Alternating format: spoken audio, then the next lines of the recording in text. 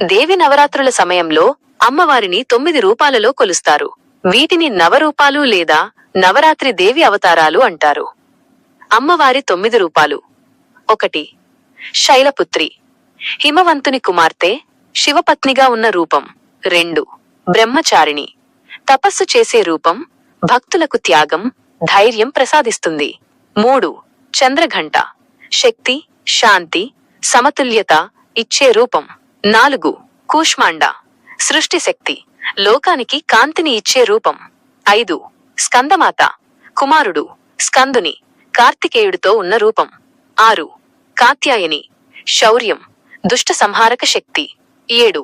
కాలరాత్రి, భయంకర రూపం, దుష్ట శక్తులను సంహరించేది. 8. మహాగౌరి, శాంతి, శుభం, పవిత్రతను ప్రసాదించే రూపం. 9. సిద్ధిదాత్రి, అన్ని సిద్ధులను, శక్తులను ప్రసాదించే తల్లి. ప్రతిరోజు ఒక రూపాన్ని పూజించడం ద్వారా భక్తులు ఆ రూపానికి సంబంధించిన శక్తి, ఆశీర్వాదాలను పొందుతారు. కంటెంట్ నచ్చితే